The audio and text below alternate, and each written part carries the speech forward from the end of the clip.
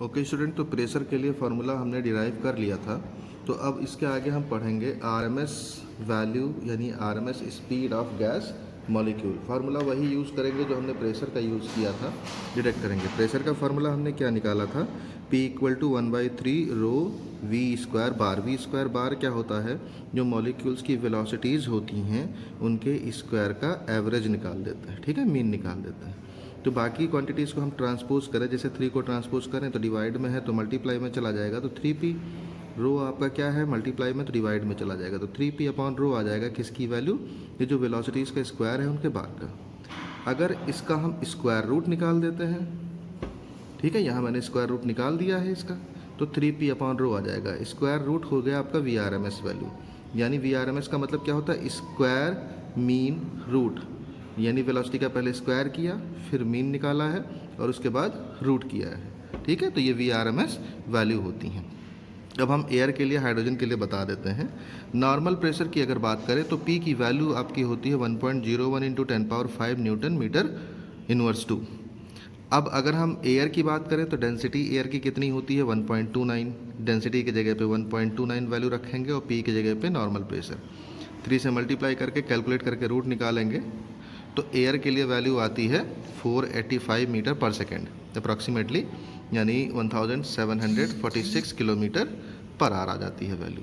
ऐसे ही हाइड्रोजन के लिए निकालें तो हाइड्रोजन की डेंसिटी आपकी 0.09 होती है, तो अब डेंसिटी की जगह पर 0.09 वैल्यू रख करके कैलकुलेट करेंगे तो VRMS की वैल्यू आपकी आ जाती है 1835 मीटर पर second, means 6600 kilometre per hour.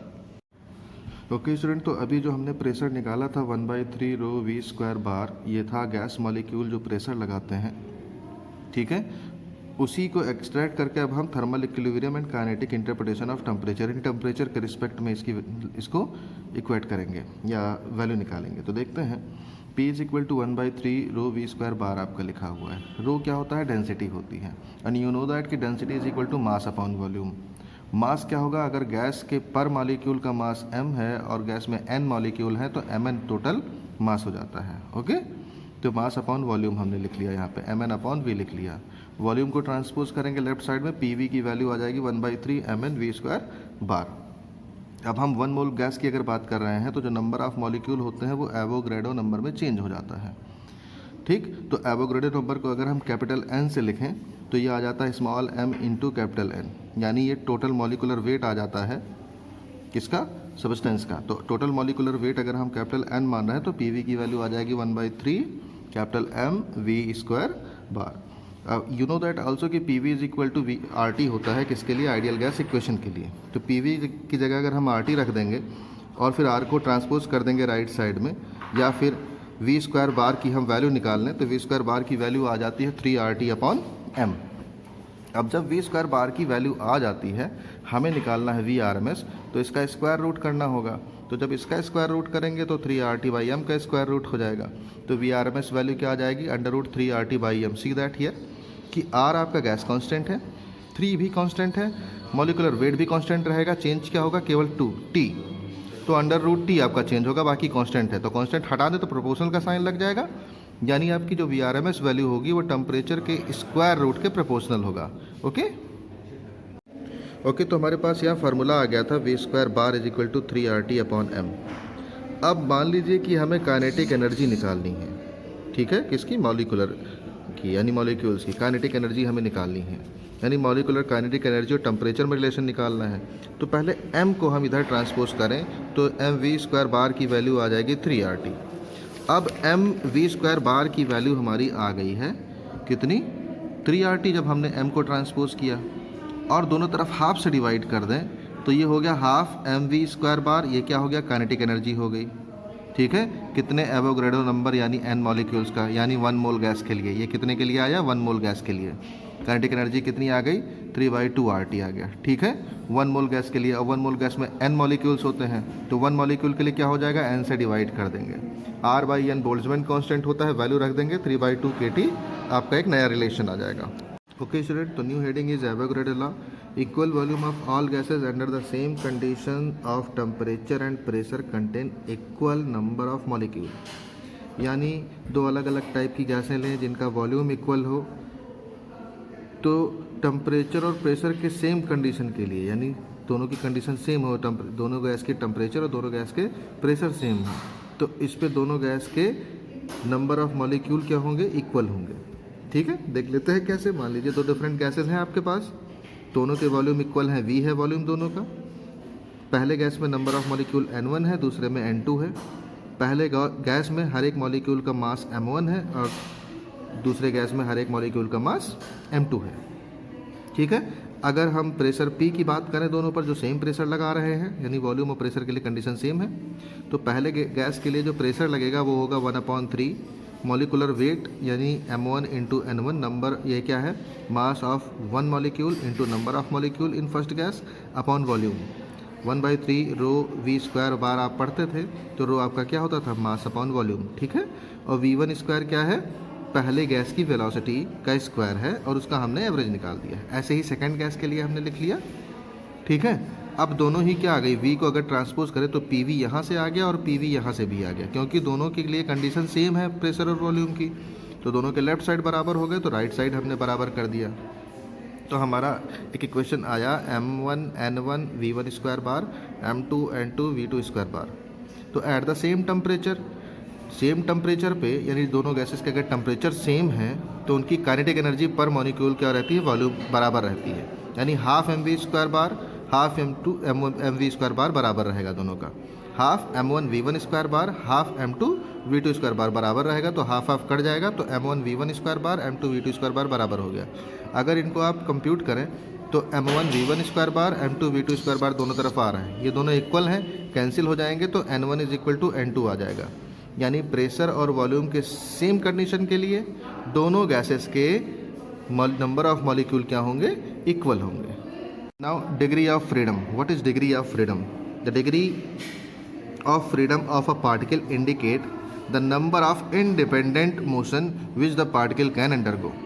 यानी डिग्री ऑफ फ्रीडम क्या बताता है कि कोई भी पार्टिकल इंडिपेंडेंट मोशन कितने डायरेक्शन में कर सकता है। अगर हम मोनोटॉमिक गैस की बात करें, मान लो जिसमें जिस सिंगल एटम होता है, तो वो पॉसिबल कितने 3D डायमेंशन में मूव कर सकता है, यानी तीनों डायमेंशन में फ्रीली मूव कर सकता है, तो इसकी डिग्री ऑफ फ्रीडम कितनी हो जाएगी, 3। अगर हम डायटॉमिक की बात करें, ऐसे पार्टिकल की बात कर रहे हैं, ऐसे सब्सटेंस की बात कर रहे हैं जिसमें डायटॉमिक है, जिसमें दो बाउंड हैं एक दूसरे से। ठीक है, तो अब इन पे हमने एक्सिस ड्रॉ कर दिया, तो ये कितने इंडिपेंडेंट फ्री मोशन कर सकते हैं। इस डायरेक्शन में मोशन तो आपका इंडिपेंडेंट नहीं होगा, एक ही डायरेक्शन में होगा, लेकिन इस एक्सिस के थ्रू और इस एक्सिस के थ्रू 2 + 2 कितना हुआ 4, और यहाँ कितना आएगा 1, यानी टोटल डिग्री ऑफ फ्रीडम कितनी हो जाएगी 5। ओके, ट्राई एटॉमिक गैस की अगर हम बात कर रहे हैं जिसमें 3 एटम होते हैं, तो उसके लिए डिग्री ऑफ फ्रीडम कितना हो जाएगा, 2 + 2 + 2 यानी 6 हो जाएगा डिग्री ऑफ फ्रीडम। ओके, तो अब नेक्स्ट टॉपिक देखते हैं, law of equipartition of energy. At absolute temperature, the average internal means kinetic energy per particle associated with each degree of freedom is half small kt। यानी absolute temperature पे किसी gas का जो particle होगा उसके हर एक डिग्री ऑफ फ्रीडम से जो इंटरनल एनर्जी एसोसिएटेड होगी वो कितनी होगी, हाफ kt के बराबर होगी। ठीक है, एक डिग्री ऑफ फ्रीडम से। अगर डिग्री ऑफ फ्रीडम f लेते हैं तो f बढ़ जाएगा, यहाँ पे हाफ एफ के टी हो जाएगा, यानी एवरेज काइनेटिक एनर्जी यानी internal energy per particle associated with any gas at absolute temperature equal to half f k T. ये डिग्री ऑफ फ्रीडम f के लिए। जैसे मोनोटॉमिक लेंगे तो f की वैल्यू 3 हो जाएगी, डायटॉमिक में f की वैल्यू 5 हो जाएगी, और ट्राइटॉमिक में f की वैल्यू 6 रख के सॉल्व कर लेंगे। ओके, अब वन मोल गैस की अगर हम बात करें तो उसमें number of particle capital N मानते हैं, जो कि एवोगैड्रो नंबर होता है। तो 1 मोल के लिए काइनेटिक एनर्जी कितनी हो जाएगी, यानी इंटरनल एनर्जी गैस की कितनी हो जाएगी, गैस के पर पार्टिकल से एसोसिएटेड, N से इसमें मल्टीप्लाई कर देना है हमें, तो N into half f k T हो जाएगा। N से K में मल्टीप्लाई हुआ, हाफ एफ एन के टी आ गया। यू नो दैट कि ये जो K होता है ये बोल्ट्जमैन कांस्टेंट है, और बोल्ट्जमैन कांस्टेंट बराबर होता है किसके, gas constant upon Avogadro number से। अब n को यहाँ लेके जाएं तो r की वैल्यू आ जाएगी n के, और यहाँ n के है ही, तो n के की जगह पे अब हम r रख सकते हैं। तो हमने क्या करना है, यही n के की जगह पे r रख देना है, तो हाफ FRT आ जाएगा। ये 1 मोल गैस के लिए आ गया। ठीक है, तो म्यू मोल गैस के लिए क्या हो जाएगा, एवरेज इंटरनल एनर्जी यानी kinetic energy associated with each particle of gas is equal to half mu FRT। Okay, तो अभी हमने पढ़ा है कि जो काइनेटिक एनर्जी यानी इंटरनल एनर्जी एसोसिएटेड होगी किससे, गैस 1 मोल गैस से, वो होता है हाफ FKT। ये बोल्ट्जमैन कांस्टेंट है। तो 1 मोल गैस में क्योंकि नंबर ऑफ पार्टिकल कितने होते हैं, n पार्टिकल होते हैं, यानी एवोगैड्रो नंबर लेते हैं। ये ईच पार्टिकल से एसोसिएटेड था, तो n पार्टिकल से एसोसिएटेड कितना हो जाएगा, n से हमने मल्टीप्लाई कर दिया, यहाँ पे n क्या आ गया। वी नो दैट कि Boltzmann constant is equal to gas constant upon n।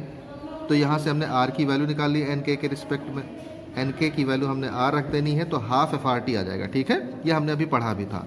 तो दोनों तरफ अगर हम डिफ्रेंशिएशन ले लेते हैं, यानी स्मॉल ट्रांसफ़र के लिए यानी स्मॉल एनर्जी के लिए, तो डेल्टा आपका यह dt चेंज होगा। ठीक है, टेम्परेचर थोड़ा सा रेज होगा या थोड़ा सा चेंज होगा, यानी du is equal to half FR into dt। अब dt को लेफ्ट साइड ट्रांसपोज करें तो du अपॉन dt आपका ये आ जाता है हाफ FR। ये क्वेश्चन नंबर हमने 1 मान लिया। थर्मोडायनेमिक्स फर्स्ट लॉ हमने पढ़ा था, उसमें पढ़ा था जो इंटरनल एनर्जी राइज होती है वो हीट माइनस वर्क डन के बराबर होता है। यानी कोई भी इंजन जो हीट प्रोड्यूस करेगा वर्क डन करने पर, तो हीट में से वर्क डन माइनस करते हैं तो इंटरनल एनर्जी के ये बराबर हो जाता है। तो अगर कांस्टेंट वॉल्यूम की हम बात करें तो कांस्टेंट वॉल्यूम पे वर्क डन आपका कुछ नहीं होता, कोई भी इंजन वर्क डन नहीं करेगा अगर वॉल्यूम कांस्टेंट है गैस का, तो यानी वर्क डन नहीं हो रहा है। और जो हीट एनर्जी आपकी रिलीज होगी वो हो जाएगा CVDT 1 मोल गैस के लिए। आपने फार्मूला पढ़ा है Q is equal to MC delta T। M आपका 1 मोल के लिए हो गया और CV हो गया और डेल्टा T की जगह पे DT हो गया, तो DQ की वैल्यू CVDT यहाँ रख देनी है। ठीक है, तो DU इज इक्वल टू आ जाएगा CVDT, वर्क डन आपका 0 हो गया, तो वो हम लिखें या फिर ना लिखें। DT को लेफ्ट साइड ट्रांसपोज करेंगे तो DU अपॉन DT की वैल्यू आ गई CV। क्वेश्चन 1 और इक्वेशन 2 में आप देख रहे हैं कि दोनों के लेफ्ट साइड बराबर हैं, तो राइट साइड बराबर कर देते हैं, यानी CV की वैल्यू आ गई हाफ FR। मेयर रिलेशन अब आपने पढ़ा है CP minus CV is equal to R, तो यहाँ से CP आ जाएगा CV प्लस R। CV की ये वैल्यू रखते हैं, R रखते हैं, कैलकुलेट करते हैं तो F अपॉन 2 प्लस 1 का होल इंटू R आ जाता है। ये CV और CP की वैल्यू आ गई। दोनों का जो रेशियो निकालते हैं वही होता है गामा, तो गामा इज इक्वल टू क्या हो जाएगा, CP अपॉन CV, ये रेशियो होता है। ठीक है, ये मोलर स्पेसिफिक हीट है एट कांस्टेंट प्रेशर, ये मोलर स्पेसिफिक हीट है एट कांस्टेंट वॉल्यूम। CP और CV की जो वैल्यूज निकालनी है दोनों यहाँ पुट करके सॉल्व कर लेते हैं, तो हमारे पास वैल्यू आ जाती है gamma is equal to 1 plus 2/F। ये गामा की वैल्यू आ गई। तो क्या क्या चीज़ें हमें मिल गई, CV मिल गया, CP मिल गया और गामा मिल गया। अब मोनोटॉमिक गैस की अगर हम बात करते हैं तो F की वैल्यू 3 रखें, तो CV यहाँ हो जाएगा आपका 3/2R।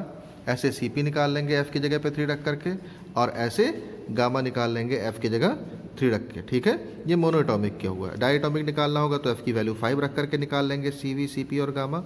ट्राइटॉमिक की बात होगी तो F की वैल्यू 6 रख करके CV, CP और गामा निकाल लेंगे। ओके।